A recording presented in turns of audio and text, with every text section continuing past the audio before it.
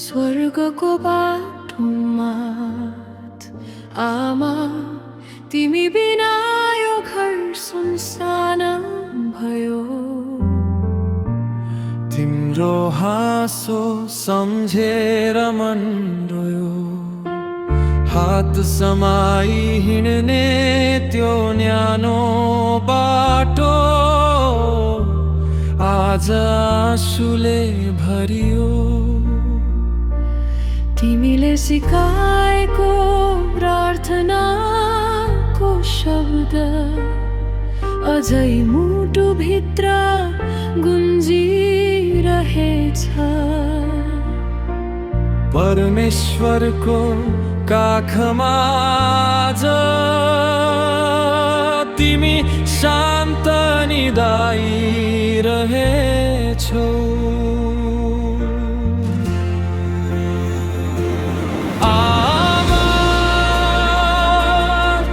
अब स्वर्गमा विश्राम लिनु, दुःखका सबै आँसु बिर्सिनु। उहाँले यो गिर्जाघरमा प्रभुसँगको सम्बन्ध गाँस्नु भएको थियो भने आज उहाँलाई यो गिर्जाबाट चाहिँ बिदा माग्नुहुन्छ। उहाँले यो बिदा मागेर के गर्नुहुन्छ? अब म तपाईँ कहाँ फर्किन्छु। यो गिर्जाघरमा मात्र बस्दिन, तर तपाईँ कहाँ फर्किन्छु र तपाईँ कहाँ फर्किआउँदैछु, कारण मैले मेरो कामहरू गरिसकेँ। बिचमा तपाईँहरूले देख्नुभयो विचार निको मध्यम अनि के भन्नुभयो, अलिक खुस्किएको जस्तो भएछ के भन्नु होइन। यो उहाँको अन्तिम सङ्घर्ष। अनि अन्तिम सङ्घर्ष के थियो? मैले छोराहरूलाई गाउँमा तपाईँको साक्षी दिँदा दिँदा पनि कतै म चुकेको छु कि कतै म चुकेँ, जसको कारणले मलाई के भइरहेको छ? यो सङ्घर्ष भएर मेरो मगज, मेरो सोचाइ, मेरो व्यवहार नै भित्तै भइरहेको छ। आज म त्यो पर्सपेक्टिभमा हेर्छु, त्यो परमेश्वरको नजरमा हेर्छु। उहाँले कुनै काम बिराउनु भएन, उहाँले राम्रै काम, तर त्यो माझमा चाहिँ मैले कतै चुकेँ कि तपाईँको काम गर्दा भन्ने उसलाई त्यो डर होइन, तर एक खालको चुनौतीपूर्ण समय थियो। मैले जे जति सिकाउनु छ तपाईँको नाममा मैले यिनीहरूलाई सिकाइसकेँ। अब म चाहिँ फर्केर आउँदैछु। हाम्रो आमाले त्यही गर्नुभएको छ। सुरुज कपसँग मैले सिकाइसकेँ, परमेश्वरको बारेमा मैले सिकाइसकेँ। तपाईँको नाममा मैले उनीहरूलाई बत्तिस्माको लागि प्रेरणा दिएँ, विश्वासमा हुर्काएँ। अला म अब फर्केर आउँदैछु। सङ्घर्ष थियो, घरकै हातदेखि सङ्घर्ष थियो। मैले त्यो भनिरहनु परेन, तपाईँहरू विदितै हुनुहुन्छ। तर त्यो सङ्घर्षको माझमा पनि उनले आफ्नो आइडेन्टिटी, आफ्नो विश्वासलाई हराउनु भएन। उहाँले विश्वास राख्नुभयो अनि यी दुई छोराहरूलाई त्यो विश्वास दिएर त्यो विश्वासमा बलियो राख्नु भयो। प्रार्थना गर्न सिकाउनु भयो, परमेश्वरको डर राख्न सिकाउनु भयो। म बेला बेला त्यहाँ हाम्रो जोनीसँग तल आउँथेँ, मलाई कराउनु हुन्थ्यो, डर पनि लाग्थ्यो, कस्तो डरलाग्दो कराउनु हुन्थ्यो। अन्त यही शब्दहरू मलाई भन्नुभएको थियो। आज त्यही शब्दहरू दोहोऱ्याउँदैछु तपाईँहरूसँग। त्यो आफैलाई परमेश्वरको छोरा भन्छस्, बेहुरा चाहिँ सुत्रिँदैन,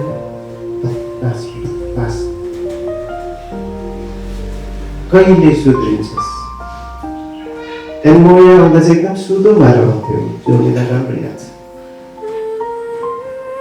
अनि आमाले मलाई त्यो सुत्रेको चाहन्छ, कालिम्पोङ बजारमा किसिम गरी हेरिस्, बदमास गरी झगडा परि हेरिस्। अब यहाँ आएर चाहिँ त्यही बेहोरा चाहिँ ल्याउनु हुँदैन, त्यो सुत्रेको पर्छ। त्यो मलाई ठुलो चुनौती थियो।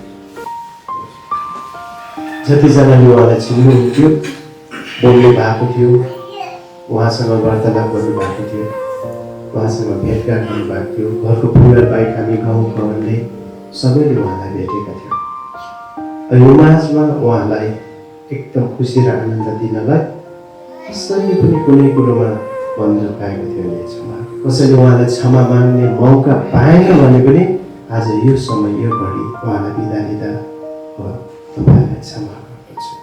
तिमीले सिकाएको प्रार्थनाको शब्द अझै मुटुभित्र गुन्जिरहेछ। परमेश्वरको काखमा आज तिमी शान्त निदाइरहेछौ।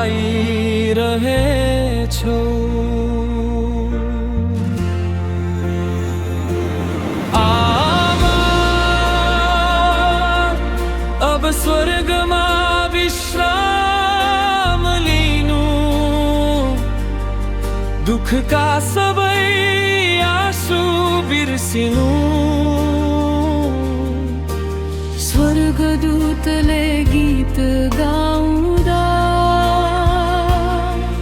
येशूको काखमा निदाउनु।